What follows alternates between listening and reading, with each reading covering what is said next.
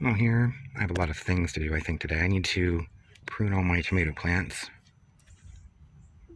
They're getting pretty big, but the bottoms of them, where it rains really hard and the sand splashes up on them, completely kind of destroys them. So I need to prune all those off. I'm getting tomatoes already, which is pretty cool. And I need to cross these ones, the Roma and the purple. So this I really need to prune up. It's gonna be growing all over the place if I don't do something about it. Lots of weeds are coming up. You can see a little bits of carrots that kind of came up.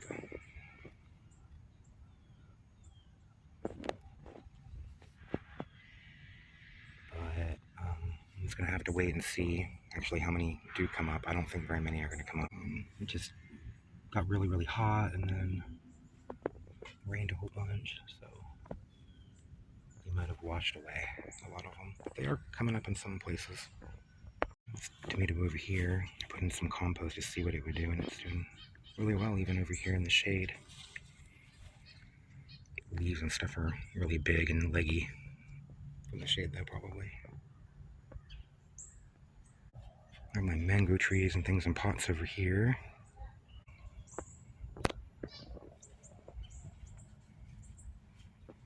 I moved my little platform thing I made for the bird seed over there so that I could put my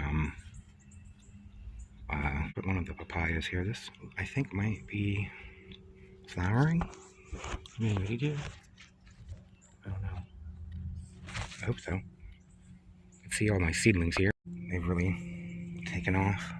So this way I wanted to put them in bigger pots last week because they're huge. Look at this.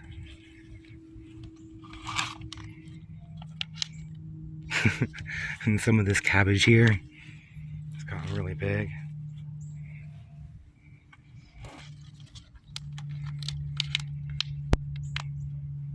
This is a Nagasaki lake cabbage. And this here is some type of Scotch curled kale. I've grown the dwarf kind before. This isn't the dwarf kind. Definitely not. It's huge. It's larger than my 1,000-head kale. This is the 1,000-head kale, and it's huge. It gets huge. So I'm really curious how big this is going to get. You can see where there's still some pests eating my cabbage. So they're still around. So that's why these are going to stay in these cups for probably about another 2 weeks, maybe 3 weeks. They're going to be really, really big by the time they get in the garden. You can see over here, these ones that I didn't transplant, they haven't really grown. And you can see these haven't really grown that much. I talked about how I wanted to start more since some of these didn't come up very well, but I'm not going to do that. I have more than enough of this stuff here. I thought, oh, I'll need some more, but then once this stuff started growing, I'm like, what am I talking about? There's plenty. Especially cabbage. I was going to try to start some more cabbages because a couple of these, this is the Danish ballhead, I think it is. Yeah, you can see it just doesn't look very well. And there's some extra red that I might plant. I think this might be broccoli. Yeah, this actually all looks pretty good, so I might have to plant that. And then all this mustard here, and then I have Brussels sprouts. I need to thin all these out to just one. You see the kale never really did anything. I'm not going to try that again or worry about it. This type of red mustard, I'm only going to have 3 of, which is plenty. And then I am going to restart some more lettuce, but some of this stuff is growing okay. This romaine, so I'll have some to start with. I'm going to wait until it's a little cooler out. It's still really warm here, so yeah, I have to move all this stuff around. Like, it's here in the sun in the morning, and then I have to put it in the shade in the afternoon, and in the evening I put it on my my porch to avoid like storms and kind of keep the pests and animals from getting it. Although you see little worms and things still get some of it here. getting my cabbages and stuff. But, I mean, I could bring all these in every night inside the house or something, but that's too much effort for me right now, so I'm just going to risk it. But, and definitely in 3 weeks they're going to be in the ground over here, because they're just going to be too big. So this cabbage here is going crazy. See where it's already starting to kind of wilt from the heat of the day in the morning, and it's not even, I don't even think it's 10 o'clock yet. The sun is just really intense, and it's going to be really intense today. So my goal today will be to prune up all these tomatoes, because you can see like my stakes are just different sticks and things, whatever, it works.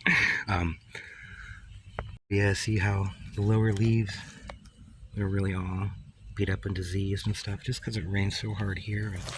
The ants are already after all my tomatoes. But I just need to strip everything down below so much. This one here is really struggling, so I don't know about that. I might remove it entirely. I don't remember what these all are, but I'm pretty sure that is a type of Roma, because that is a purple and that is a Roma. So I think this is a purple, or Roma, I mean, and this over here is a purple. So purple, Roma, and then Cherokee purple, and then I think these 3 are all like a bush beefsteak. These 6 here I think are just a bush beefsteak. And I don't know what this one over here is. I think just another type of bush beefsteak, or it could be a celebrity. I did do a few celebrities, but then there's all the ones out front. Amarillos and everything are going great. My pigeon peas are getting really tall already. These are some peppers from last year, the year before, or something that I've been keeping alive. They struggle in the heat in the summer and stuff, but well, it's getting cooler. They're starting to produce again. There's a random mustard that seeded itself that I've been letting grow. My squash. My guava there. This Tamarilla here is looking great. It's been in the shade all summer, so it's not stressed out as bad as the others. Of course, I had some of the other ones in the shade too, and they don't look so well. They all pretty much died. I mean, they didn't die, but they look pretty rough. Although this does get more sun, I think, than that other one does. But the pepper in the shade there is doing really well. And this banana.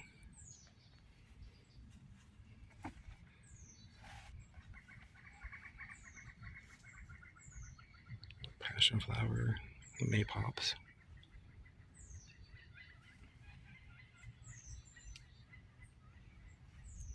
Mercanos. These are the edible kind. They're related to the arrowroot. Here is my shampoo ginger.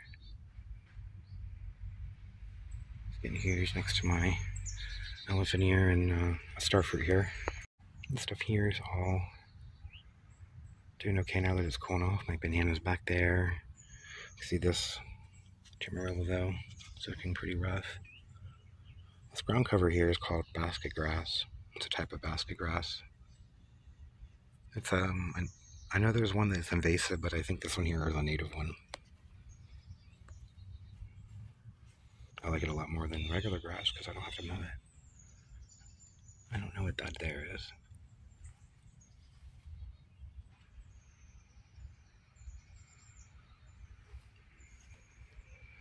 It looks like I have a little fruit on this starfruit. But there was a little fruit back here hanging. There it is. Right there. So hopefully it'll grow and not fall off. I had a fruit last year on this one, but a possum or something got it. Little scratches all over it and I never ate it.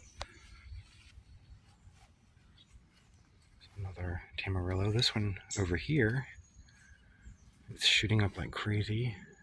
is now blooming.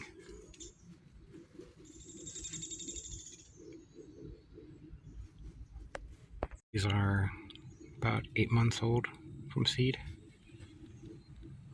And this one here is finally flowering, although it did flower, I think, a few weeks ago and dried up and died. So maybe now that it's in the shade, it'll handle it better. There's something trying to always get at the ants and things. Just making new branches and stuff, though. It looks really great. So I'm happy about that, because the others in the ground aren't doing so well, like this one over here.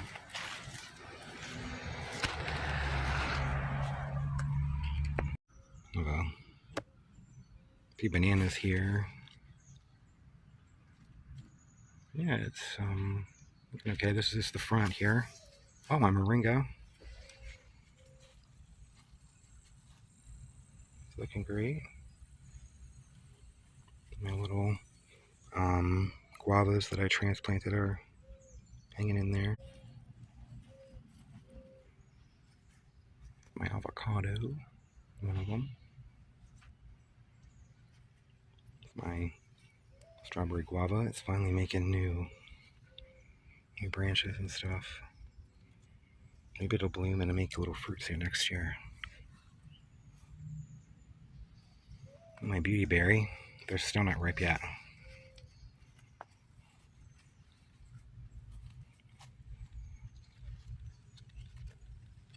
Still have a ways to go. A week or so for some of them. And some of them are still. You see how heavy they're getting now? They're all kind of flopping down in the ground.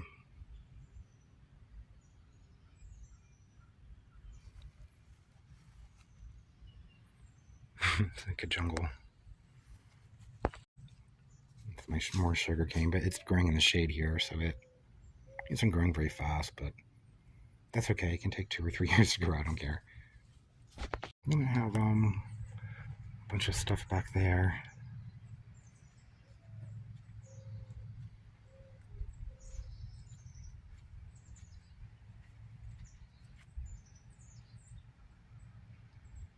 I really hate to